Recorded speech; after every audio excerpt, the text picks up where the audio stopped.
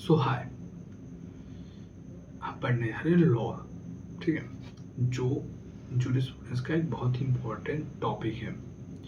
So law को law जो है हमारी सोसाइटी में कितना इम्पोर्टेंट स्पेस रखता है ये सबको मालूम है। बट अगर मैं आपसे क्वेश्चन करूं, अगर लॉ ना हो तो फिर क्या होगा? सो आप ऐसे मान लीजिए, आप कहीं जंगल में हो, ठीक है, और आप रास्ता भटक गए हो, आपको मिल नहीं रहा रास्ता। ठीक है, आप काफ़ी देर से कोशिश कर रहे हो, बट एक मिनट सोचिए कि आप अगल बगल देखते हो और आपको एक नक्शा मिलता है जिसमें बाकायदा जंगल का नक्शा है और बाहर जाने का रास्ता भी। ठीक है, आपका पर्पस था कि यहाँ से बाहर निकले, बट आपको रास्ता नहीं मालूम था। ठीक है, क्योंकि आप काफ़ी देर से मतलब एक तरीके से होप खो चुके थे। सो लॉ का भी यही काम है। ठीक है, और जब लॉ का ये काम है तो उसका डेफिनेशन ये नहीं होना चाहिए कि लॉ सबको कवर करे या सब एलिमेंट्स को कवर करे। उसका पर्पस मेन चीज़ है। ठीक है, और जो जूरिस्ट हैं, जो हम पढ़ते हैं, जिनके बारे में देखते हैं, सो उन्होंने भी यही कोशिश की है। ठीक है, ज़्यादा से ज़्यादा जूरिस्ट ने कि हम उसको एक एथिकल रूप में भी अप्लाई करें। बट एथिकल रूप में सब मतलब लॉ का डेफिनेशन सब लोग कवर नहीं कर पाते, और कहीं ना कहीं जिन्होंने पूरी तरीके से कोशिश की है, मीन्स एक आइंस्टीन का आपने देखा होगा, आइंस्टीन। ठीक है, आइंस्टीन का उन्होंने जो दिया है कि ठीक है, law is a command of sovereign, law is a command of sovereign, it's impose by duty and is backed by sanction. ठीक है, बट क्रिटिसाइज सब जूरिस्ट की अगर देखा जाए तो सबका क्रिटिसाइज हुआ है, बट इसमें अगर देखा जाए तो एथिकल चीज़ कहाँ पे है? ठीक है, इसी को लेके बहुत सारे जूरिस्ट ने बहुत कुछ कहा है। सो हम देखते हैं मतलब कुछ इम्पोर्टेंट, क्योंकि अगर आज के समय से देखेंगे, ठीक है, सो एक सॉवरेन पर्सन कैसे लॉ डिसाइड कर सकता है? और एक सोसाइटी में बहुत सारी अथॉरिटी होती हैं। मतलब कि एक अगर हम अपनी सोसाइटी में देख लें, अपने कंट्री में देख लें, तो बहुत सारी अथॉरिटी हैं जो लॉ बनाती हैं और उसे अप्लाई भी करती हैं और उसे फॉलो भी किया जाता है।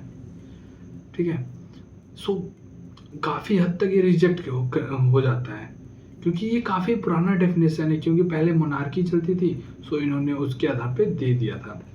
ठीक है, बट हम कुछ और जूरिस्ट का देखेंगे, जैसे ब्लैक स्टोन थे, हम बात कर रहे थे ब्लैक स्टोन की।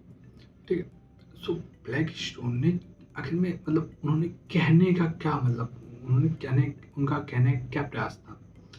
सो उन्होंने कहा जो लॉ है, ठीक है, ये रूल ऑफ एक्शन है।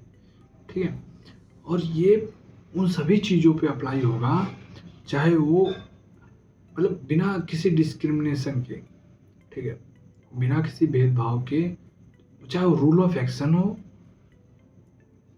यहाँ पे थोड़ा कंफ्यूज होने वाली चीज़ है, मैं अभी क्लियर कर देता हूँ। चाहे रूल ऑफ एक्शन हो, चाहे वो एनिमेटेड हो चाहे इनएनिमेटेड हो, चाहे रैशनल हो चाहे इनरैशनल हो, मतलब कि आप समझ रहे हो, जो रूल ऑफ एक्शन है, जो सुपीरियर अथॉरिटी क्या है, जो रूल आएगा वो आएगा एक स्ट्रक्चर से जो रूल बनाता हो। ठीक है, और रूल ऑफ एक्शन पे अप्लाई होने का क्या मतलब है कि आप मान लीजिए एक नगर में रहते हो, ठीक है, और आप मतलब नगर पालिका ने कोई रूल बनाया, ठीक है, और कोई उस रूल के खिलाफ चला गया उस अथॉरिटी में जो रूल ऑफ एक्शन मतलब कि बनाता है, जो सुपीरियर है। ठीक है, वहाँ पे जाने के बाद उसने अगर रूल चेंज कर दिया, मतलब उसने क्या किया, अपना रूल अप्लाई कर दिया, एक रूल बनाया उसने और अप्लाई कर दिया। ठीक है, तो यहाँ पे क्या हुआ कि जो रूल ऑफ एक्शन है, ये इस पे भी लागू होगा, जो मतलब कि जूनियर है, ठीक है, जूनियर अथॉरिटी है। सो कहने का मतलब ये है, चाहे ये रेशनल हो चाहे इनरेशनल हो, sovereign, it's impose by duty and is backed by sanction. ठीक है। बट क्रिटिसाइज सब जूरिस्ट की अगर देखा जाए तो सबका क्रिटिसाइज हुआ है, बट इसमें अगर देखा जाए तो एथिकल चीज़ कहाँ पे है, ठीक है। इसी को लेके बहुत सारे जूरिस्ट ने बहुत कुछ कहा है। सो हम देखते हैं मतलब कुछ इम्पोर्टेंट, क्योंकि अगर अगर आज के समय से देखेंगे, ठीक है, सो एक सॉवरेन पर्सन कैसे लॉ डिसाइड कर सकता है, और एक सोसाइटी में बहुत सारी अथॉरिटी होती हैं। मतलब कि एक अगर हम अपनी सोसाइटी में देख लें, अपने कंट्री में देख लें, तो बहुत सारी अथॉरिटी हैं जो लॉ बनाती हैं और उसे अप्लाई भी करती हैं और उसे फॉलो भी किया जाता है, ठीक है।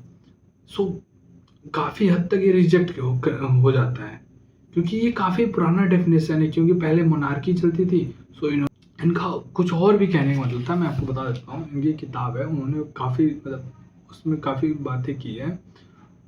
उन्होंने कहा जो लॉ है वो एक जिसे अथॉरिटी ने बनाया हो, जिसे ब्रेक होने पर पनिशमेंट मिले, ठीक है, और वो चाहे पार्लियामेंट हो या फिर सॉवरन अथॉरिटी कोई भी हो, जो रूल बनाता है या फिर जो रूल बना है अगर उसको कोई भी ब्रेक करता हो, चाहे वो सुपीरियर क्यों ना हो, उसको भी पनिशमेंट मिलनी चाहिए।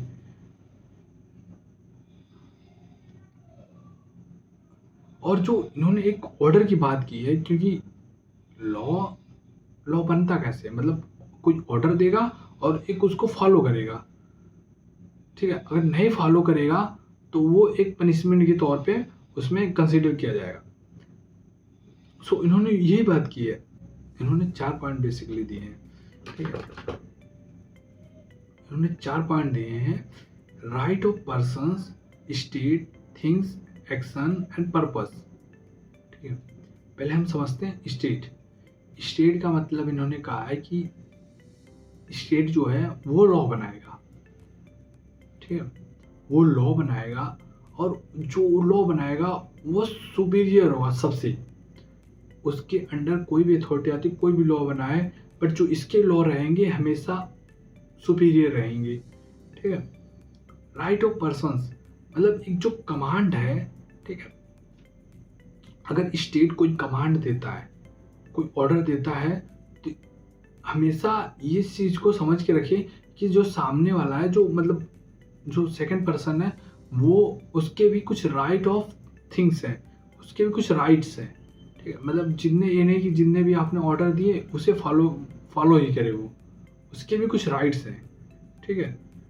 और थिंग्स एंड एक्शंस, और इसमें मैंने जैसे पहले ही कहा है कि इसमें पनिशमेंट का भी प्रावधान होना चाहिए, कि अगर आपने लॉ फॉलो नहीं किया तो इसके बदले आपको एक पनिशमेंट दी जाएगी। लॉर्ड माउल्टन इन्होंने कहा था जो लॉ है, लॉ इज ए